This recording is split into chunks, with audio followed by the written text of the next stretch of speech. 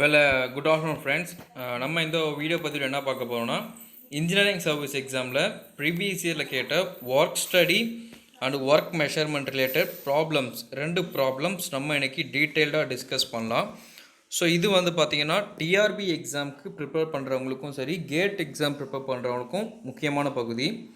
So இந்த ப்ராப்ளத்தில் நம்ம ரெண்டு ஃபார்முலா தான் படிக்க போகிறோம். இது ஃபர்ஸ்ட் ஃபார்முலா, இது செகண்ட் ஃபார்முலா.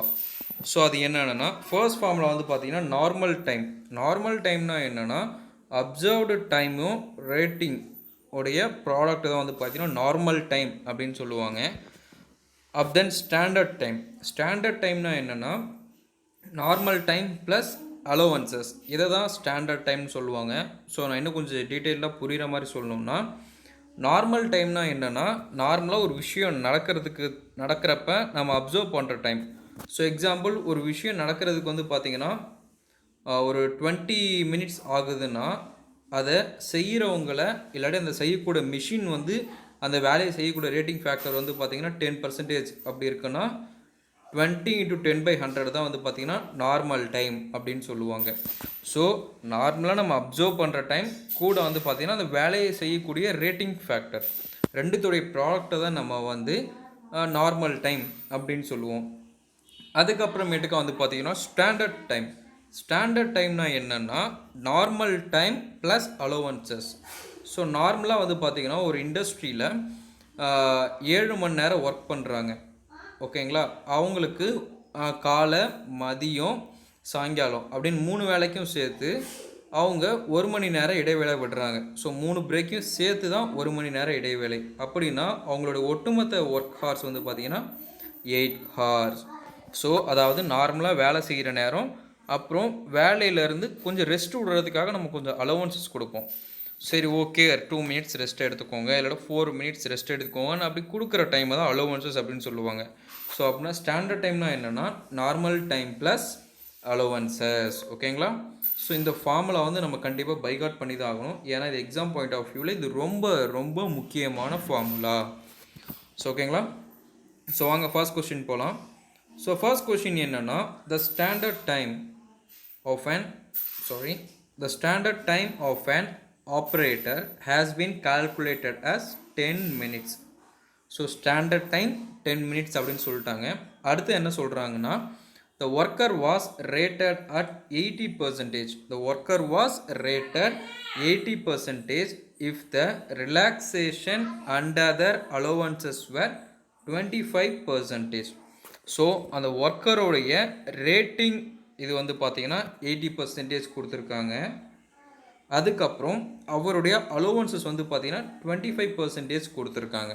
அவங்க என்ன கேட்குறாங்கன்னா அப்சர்வ்டு டைம் எவ்வளோன்னு கேட்குறாங்க. ஸோ கிவன் டேட்டா பார்த்திங்கன்னா ஸ்டாண்டர்ட் டைம், ரேட்டிங் ஃபேக்டர், தென் அலோவன்சஸ். அவங்க என்ன கேட்குறாங்கன்னா அப்சர்வ் டைம் கேட்குறாங்க. ஸோ இப்போ நம்ம மேலே நம்ம படித்த ஃபார்முலாவில் போனோன்னா அப்சர்வ் டைம் எங்கே இருக்குன்னா நார்மல் டைமில் தான் இருக்குது. ஸோ அவன் அப்சர்வ் டைமை தான் கேட்குறான். ஸோ இதுக்கு நமக்கு பார்த்திங்கன்னா ஃபர்ஸ்ட் நார்மல் டைம் தெரிஞ்சிருக்கணும். நார்மல் டைம் தெரியணும்னா ஸ்டாண்டர்ட் டைம் தெரிஞ்சிருக்கணும். ஸ்டாண்டர்ட் டைம் பார்த்திங்கன்னா கொஸ்டினில் கொடுத்துருக்கான். ஸோ ஃபர்ஸ்ட் ஆஃப் ஆல் அந்த ஸ்டாண்டர்ட் டைமை பயன்படுத்தி நம்ம நார்மல் டைம் கண்டுபிடிக்க போகிறோம். So normal time, so standard time is equal to normal time plus allowances. So standard time எவ்வளோ கொடுத்துருக்கான்? 10 minutes கொடுத்துருக்கான். So 10 is equal to normal time plus allowances எவ்வளோ கொடுத்துருக்கான்னா 25% கொடுத்துருக்கான். அந்த 25% into 10 போடுறோம். ஏன்னா அலோவன்சஸ்ங்கிறது பார்த்தீங்கன்னா 25% of 10. ஸோ 25% of 10 போட்டு நம்ம சால்வ் பண்ணுறப்ப நார்மல் டைம் பார்த்திங்கன்னா 7.5 கிடைக்கிது, ஓகேங்களா. ஸோ அப்சர்வ் டைமுக்கு தேவையான நார்மல் டைம் நம்ம இப்போ கண்டுபிடிச்சிட்டோம். இப்போ அடுத்ததாக நம்ம கண்டுபிடிச்ச நார்மல் டைமை ஸோ இந்த ஃபார்முலாவில் சப்ஸ்டியூட் பண்ணி நம்ம அப்சர்வ் டைம் கண்டுபிடிக்கணும், ஓகேங்களா. So normal time is equal to observe time into rating factor. So normal time is equal to observe time into rating factor. So rating factor எவ்வளோ கொடுத்துருக்காங்கன்னா 80% கொடுத்துருக்காங்க. தென் நம்ம கண்டுபிடிச்ச நார்மல் டைம் 7.5. ஸோ ரெண்டுத்தையும் பார்த்திங்கன்னா இந்த ஃபார்முலாவில் சப்ஸ்டியூட் பண்ணுறோம். So 7.5 is equal to normal time into ரேட்டிங்னு கிடைக்கும். வேறு observe time is equal to 7.5 divided by 80/100ன்னு கிடைக்கும். இதை சிம்பிளிஃபை பண்ணோன்னா நமக்கு 9.5 கிடைக்கும். ஸோ இது ரவுண்ட் ஆஃப் பண்ணோன்னா ஆன்சர் வந்து பார்த்தீங்கன்னா 10. ஸோ அப்சர்வ் டைம் எவ்வளோனா 10ங்கிற வேல்யூ நமக்கு கிடச்சிருக்கு. ஓகேங்களா? ஸோ இது வந்து பார்த்தீங்கன்னா சிம்பிள். அந்த 2 ஃபார்முலாஸை நம்ம சப்ஸ்டியூட் பண்ணி சால்வ் பண்ணுறது தான். இது வந்து பார்த்தீங்கன்னா 2 மார்க்கில் கேட்குறதுக்கு கூட வாய்ப்புகள் இருக்குது. ஓகேங்களா? ஸோ அவங்க அடுத்த சம் போகலாம். அடுத்த சம் வந்து பார்த்தீங்கன்னா கொஞ்சம் ஈஸியான சம் தான். So during a job the rating and allowances are observed to be 0.4 minutes, 120%,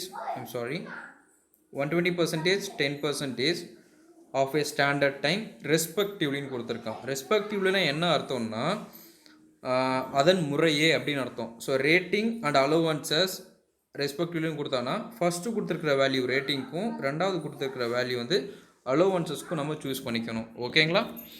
then the normal time and standard times are ரெஸ்பெக்டிவ்லின்னு கேட்டிருக்கான். ஸோ நார்மல் டைமும் ஸ்டாண்டர்ட் டைமும் கேட்டிருக்கான். ரேட்டிங் அண்ட் அலோவன்சஸ் கொடுத்துருக்கான். தென் ஸ்டாண்டர்ட் அப்சர்வ் டைம் வந்து பார்த்தீங்கன்னா 0.4 கொடுத்துருக்கான். ஸோ இங்கே கொடுத்துருக்கான் அப்சர்வ் டைம். ஸோ இதுக்கு நம்ம ஃபார்முலா நமக்கு தெரிஞ்சிருக்கணும். நமக்கு தெரியும் நார்மல் டைமுக்கான ஃபார்முலா என்ன, அப்சர்வ் டைம் இன்ட்டு ரேட்டிங் ஃபேக்டர்னு தெரியும். ஸோ அப்சர்வ் டைம் வந்து பார்த்தீங்கன்னா 0.4, அதோடைய ரேட்டிங் ஃபேக்டர் எவ்வளோனா 120%. ஓகேங்களா? ஸோ 0.4 ஆஃப் 120% வந்து பார்த்தீங்கன்னா நமக்கு 0.48 மினிட்ஸ் அப்படின்னு கிடைக்கும். ஸோ இப்போ நம்ம கண்டுபிடிக்க வேண்டிய 2 விஷயத்தில் நார்மல் டைம் கண்டுபிடிச்சாச்சு. அடுத்தது நம்ம என்ன கண்டுபிடிக்கணும்னா ஸ்டாண்டர்ட் டைம் கண்டுபிடிக்கணும். So standard time is equal to normal time plus allowances. So normal time எவ்வளோன்னு கண்டுபிடிச்சிருக்கோம் 0.48. தென் அலோவன்சஸ்ங்கிறது 10%. அந்த அலோவன்ஸ் எதோடதுன்னா 10% of normal time. So 10% of 0.48. So ரெண்டுத்தையும் நம்ம அடிஷன் பண்ணோம்னா நமக்கு 0.528 மினிட்ஸ்னு கிடைக்கும். ஓகேங்களா? ஸோ இந்த சம்மில் உங்களுக்கு ஒரு டவுட் வரலாம். என்னென்னா ப்ரீவியஸ் சம்மில் வந்து பார்த்தீங்கன்னா ஸோ இந்த இடத்துல அலோவன்சஸ்க்கு வந்து பார்த்தீங்கன்னா ஸ்டாண்டர்ட் டைமோட வேல்யூஸ் எடுத்துக்கிட்டோம். இங்கே வந்து பார்த்தீங்கன்னா அலோவன்சஸில் வந்து பார்த்தீங்கன்னா நார்மல் டைமோட வேல்யூ வந்து பார்த்தீங்கன்னா பர்சன்டேஜோடு மல்டிப்ளை பண்ணிக்கிட்டோம்.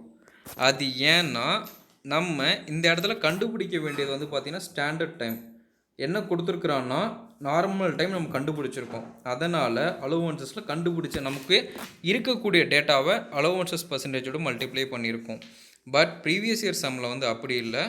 அவன் கொடுத்துருக்கிறதே வந்து பார்த்தீங்கன்னா ஸ்டாண்டர்ட் டைம் தான் கொடுத்துருக்கான். ஸோ அதனால் ஸ்டாண்டர்ட் டைமையும் வந்து பார்த்தீங்கன்னா பர்சன்டேஜாக கன்வெர்ட் பண்ணி நம்ம மல்டிப்ளை பண்ணியிருக்கோம். ஓகேங்களா? So 90% of the sums on work study and work measurement வந்து பார்த்தீங்கன்னா இந்த மாடல், அதாவது இந்த 2 ஃபார்முலாஸ் ஓரியன்டாக வர்றதுக்கு தான் வந்து பார்த்திங்கன்னா சான்சஸ் இருக்குது. ஸோ நமக்கு எக்ஸாம் பாயிண்ட் ஆஃப் வியூவில் மார்க்ஸ் முக்கியம் அப்படின்னு நமக்கு தெரிஞ்சுக்கிட்டோன்னா இந்த 2 ஃபார்முலாஸ் வந்து பார்த்திங்கன்னா நம்ம கண்டிப்பாக மெமரைஸ் பண்ணி ஆகணும். இதுக்கு வந்து பார்த்திங்கன்னா 2 மார்க்ஸில் கூட கேட்குறதுக்கான வாய்ப்புகள் இருக்குது. ஓகேங்களா? ஸோ நம்ம இன்றைக்கி வந்து பார்த்திங்கன்னா work study related ESC questions பார்த்துருக்கோம். போன வீடியோவில் வந்து பார்த்திங்கன்னா ப்ராபபிலிட்டி ரிலேட்டட் இஎஸ்சி கொஷின்ஸ் பார்த்துருக்கோம். அதுக்கு முன்னாடி வந்து பார்த்திங்கன்னா பெர்ட் அண்டு சிபிஎம் சால்வ் பண்ணக்கூடிய இஎஸ்சி கொஷின்ஸ் பார்த்துருக்கோம். ஓகேங்களா? ஸோ ஃப்ரெண்ட்ஸ், இந்த வீடியோ பிடிச்சிருந்தா லைக் பண்ணுங்கள், கமெண்ட் பண்ணுங்கள், மறக்காமல் சப்ஸ்கிரைப் பண்ணுங்கள். நம்மளுடைய டீச்சிங்கில் வேறு ஏதாச்சும் நீங்கள் எக்ஸ்பெக்ட் பண்ணிங்கன்னா அது மறக்காமல் கமெண்ட் பாக்ஸில் கமெண்ட் பண்ணுங்கள். நம்ம அதுக்கு ஏற்ற மாதிரி நெக்ஸ்ட் வீடியோ க்ரியேட் பண்ணுறதுக்கு அது கொஞ்சம் ஹெல்ப்ஃபுல்லாக இருக்கும். ஓகேங்களா? தேங்க்யூ.